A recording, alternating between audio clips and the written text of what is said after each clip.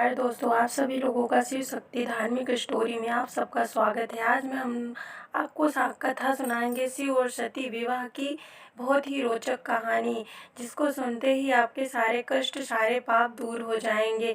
यह कथा सुनने से ये होता है कि आपको आत्मिक संतोष मिलता है, आपको ज्ञान की प्राप्ति होती है, आपके ज्ञान को बढ़ावा मिलता है और आपके सारे कष्ट दूर हो जाते हैं। तो चलिए शुरू करते हैं आज की यह स्टोरी, जो कि आपको बहुत पसंद आएगी। आप सभी जानते हैं कि दक्ष प्रजापति की बहुत सारी पुत्रियां थी, लेकिन उनमें से सती, जो कि बहुत ही अलौकिक थी, सभी पुत्रियों में से बहुत ही गुणवती थी। फिर भी दक्ष के मन में संतोष नहीं था। वे चाहते थे कि उनके घर में एक ऐसी पुत्री का जन्म हो जो सर्वशक्ति संपन्न हो, एक एवं सर्वज्ञानी हो, सर्व विजयनी हो, जिसके कारण दक्ष एक ऐसी ही पुत्री के लिए तप करने लगे। तप करते समय अधिक दिन बीत गए तो भगवती दुर्गा ने प्रकट होकर कहा, मैं तुम्हारे तप से प्रसन्न हूँ, तुम किस कारण वश तप कर रहे हो। तब दक्ष प्रजापति ने कहा कि मैं इस कारण तप कर रहा हूँ कि मैं स्वयं पुत्री के रूप में तुम्हारे घर में जन्म लूँ, इसलिए मैं तप कर रहा हूँ। आप स्वयं मेरे घर में पुत्री के रूप में जन्म ले, मैं सती के रूप में जन्म लेकर अपनी लीलाओं का विस्तार करूंगी। तो माँ भगवती ने कहा कि मैं तुम्हारे घर में सती के रूप में अवतार लेकर तुम्हारे घर में अपनी लीलाओं का अवतार करूंगी। भगवती दुर्गा ने सती के रूप में दक्ष के यहाँ जन्म लिया। सती दक्ष की सभी पुत्रियों में सबसे अलौकिक थी। सती ने बाल्यावस्था में ही कई ऐसे अलौकिक आश्चर्यचकित कार्य कर दिखाए, जिन्हें देखकर स्वयं दक्ष को भी विस्मयता होती रहती थी। तब जब सती विवाह योग्य हो गई तो दक्ष को उनके लिए वर की चिंता होने लगी। उन्होंने ब्रह्मा जी से इस विषय में परामर्श किया। ब्रह्मा जी ने कहा, सती दुर्गा का अवतार है, दुर्गा आदि शक्ति और शिव आदि पुरुष हैं, अतः सती के विवाह के लिए शिव ही योग्य उचित वर रहेंगे। दक्ष ने ब्रह्मा जी की बात मानकर सती का विवाह भगवान शिव के साथ कर दिया। सती कैलाश में जाकर भगवान शिव के साथ रहने लगी। भगवान शिव दक्ष के दामाद थे, किंतु एक ऐसी घटना घटित हो गई जिसके कारण दक्ष के हृदय में भगवान शिव के प्रति बैर और विरोध पैदा हो गया। वह भगवान शिव से बहुत ही नफरत करने लगे। तो एक बार ऐसा हुआ कि देवलोक में ब्रह्मा ने धर्म के निरूपण के लिए एक सभा का आयोजन किया था। सभी बड़े बड़े देवता सभा में एकत्र हो गए थे। भगवान शिव भी इस सभा में बैठे थे।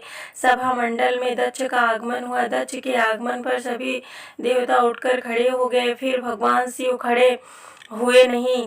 खड़े नहीं हुए। उन्होंने दक्ष को प्रणाम भी नहीं किया। फलतः दक्ष ने अपमान का अनुभव किया। केवल यही नहीं, उनके हृदय में भगवान शिव के प्रति ईर्ष्या की आग लग उठी।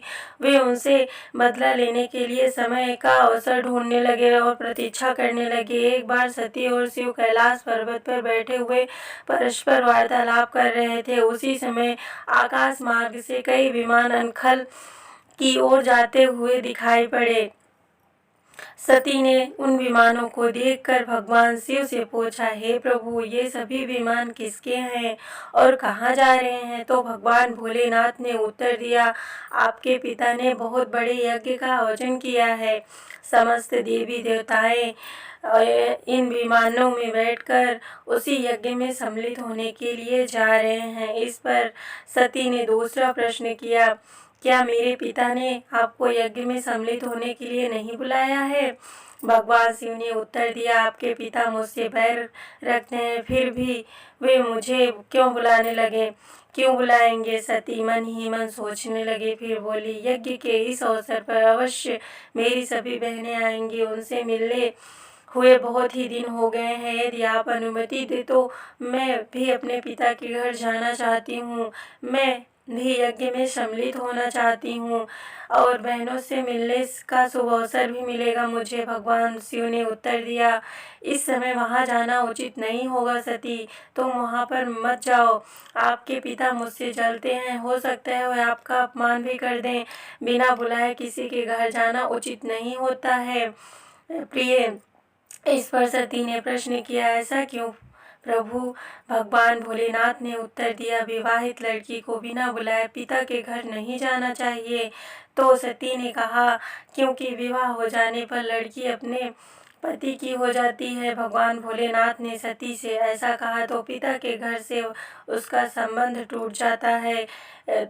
लेकिन सती पीहर जाने के लिए हट करती रही, अपनी बात बार बार दोहराती रही। उनकी इच्छा देखकर भगवान शिव ने पीहर जाने की अनुमति दे दी। उनके साथ अपना एक गढ़ भी साथ में भेज दिया। उस गढ़ का नाम वीरभद्र था। सती वीरभद्र के साथ अपने पिता के घर गई। घर में सती से किसी ने भी प्रेम पूर्वक वार्तालाप भी नहीं किया, किसी ने उनसे बात भी नहीं की। दक्ष ने उन्हें देखकर कहा, तुम क्या यहाँ मेरा अपमान कराने आई हो? अपनी बहनें को तो देखकर किसी भी भली भांति वे अलंकारों और सुंदर वस्त्रों से सुसज्जित थी, बहुत ही सुंदर प्यारी लग रही थी उनकी बहनें। तुम्हारे शरीर पर मात्र बाघंबर है, तुम्हारा पति शमशानवासी और भूतों का नायक है, वह तुम्हें बाघंबर छोड़कर और पहना भी क्या सकता है? ऐसा उसके पिता दक्ष ने कहा। ऐसा अपने पिता के द्वारा ऐसे वचनों को सुनकर माँ सती के दिल में बहुत ही ज़्यादा पीड़ा उमड़ उठी। वे सोचने लगी, उन्होंने यहाँ आकर अच्छा नहीं किया। भगवान ठीक ही कह रहे थे, बिना बुलाए पिता के घर भी नहीं जाना चाहिए। चाहे वो पहले अपना घर हो, लेकिन शादी के बाद तो वह पराया हो जाता है। मुझे उनकी बात मान लेनी चाहिए थी।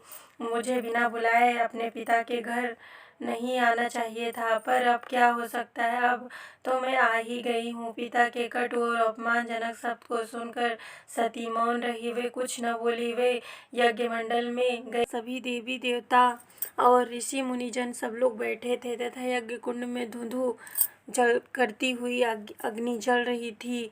जलती हुई अग्नि जल रही थी बहुत तेज से। ऋषि मुनि भी वहाँ सब पास में ही बैठे थे और यज्ञ की आहुति हो रही थी, आहुतियाँ डाली जा रही थी। सती ने यज्ञ मंडप में सभी देवताओं ऋषि मुनियों को भाग लेते देखा, तो किंतु भगवान शिव का भाग नहीं देखा, क्योंकि वे वहाँ पे आमंत्रित ही नहीं थे। वे भगवान शिव का भाग न देखकर अपने पिता से बोली, पितृ श्रेष्ठ यज्ञ में तो सबके भाग दिखाई पड़ रहे हैं, किंतु कैलाशपति मेरे भोले बाबा, मेरे पति का भाग नहीं है। आपने उनका भाग क्यों नहीं रखा? दक्ष ने गर्व से उत्तर दिया, मैं तुम्हारे पति शिव को देवता नहीं समझता। वह तो भूतों का स्वामी, नग्न रहने वाला और हड्डियों की माला धारण करने वाला है। वह देवताओं की पंक्ति में बैठने योग्य ही नहीं है। उसे कैसे कौन भाग देगा? उसे कौन यहाँ पे स्थान देगा?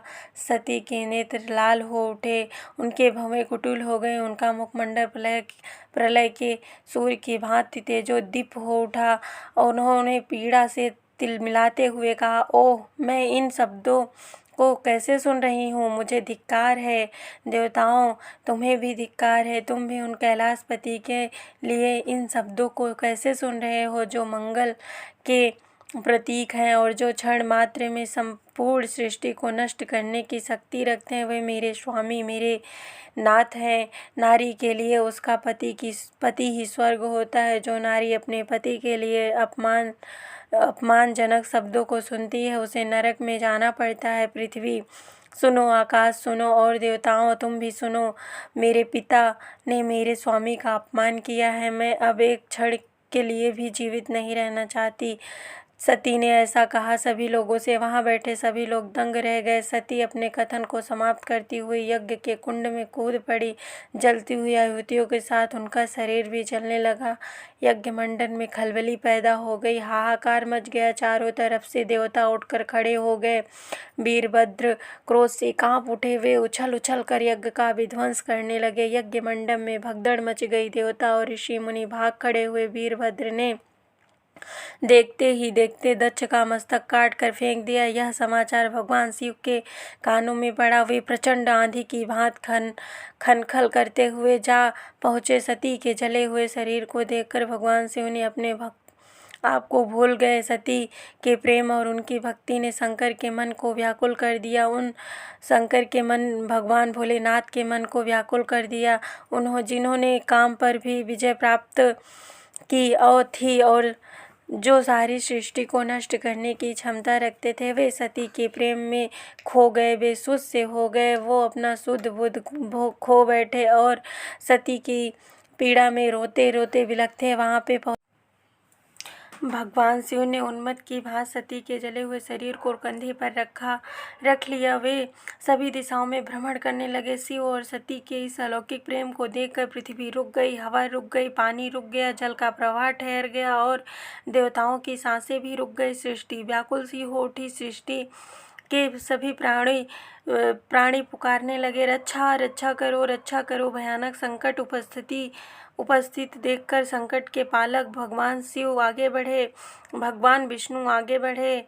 वे भगवान शिव की बेसुधी में अपने चक्र में सती के एक अंग को काट काट कर गिराने लगे। धरती पर 51 स्थानों पर सती के अंग काट कर गिरे।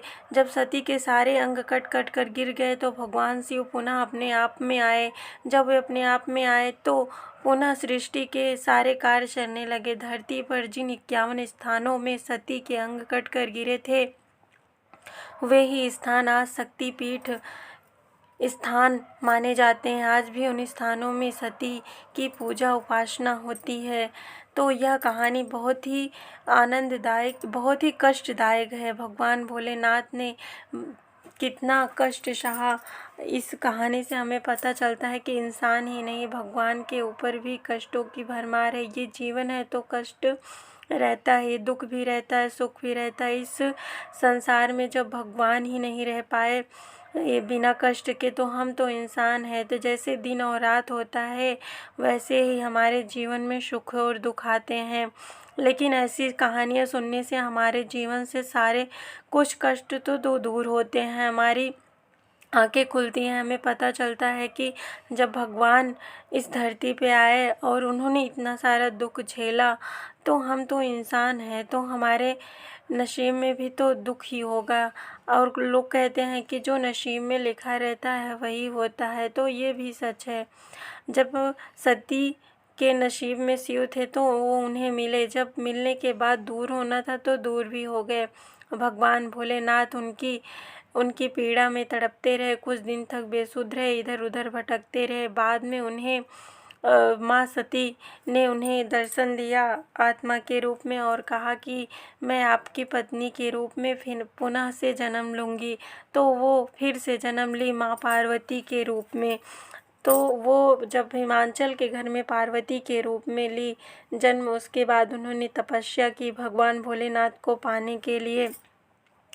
उसके बाद जब उन्होंने तपस्या की तो भगवान शिव और माँ पार्वती की शादी हुई और दोनों बंधन में बंध गए, प्रेम बंधन में, और फिर साथ साथ रहने लगे। तो इसी तरह से भगवान भोलेनाथ और माँ पार्वती की स्टोरी शुरू हुई। फिर वो दोनों हमेशा लिए साथ रहे और फिर उन्हें एक पुत्र हुआ, गणेश और कार्तिकेय। तो वो सभी साथ में रहने, इस स्टोरी को सुनने से स्टोरी नहीं है, हमारे जीवन की सच्ची कहानी है। भगवान भोलेनाथ की कथा है, माँ सती और भोलेनाथ के प्रेम की कथा है। तो इस कथा को जो सुनेगा उसको आनंद ही प्राप्त होगा, उसके सारे कष्ट दूर होंगे, वो सारी चिंताओं से मुक्त होगा। इस संसार में बहुत सारी चिंताएं हैं, उनसे उनको मुक्ति मिलेगी। तो आज के लिए बस इतना ही। दूसरी वीडियो में हम फिर मिलेंगे ऐसी ही रोमांचक और आनंददायी और भक्ति कथाओं के साथ, धार्मिक स्टोरी के साथ, जो आपको बहुत ही पसंद आएगी और भोलेनाथ के प्रति आपकी भक्ति ऐसे ही बढ़ती जाएगी। भोलेनाथ ने कितने कष्टों को सहा और फिर भी वो रहे झोपड़ी में और हम सबको महल दिया। तो वो एक बार प्रेम से बोलो माँ शक्ति और भोले बाबा की जय।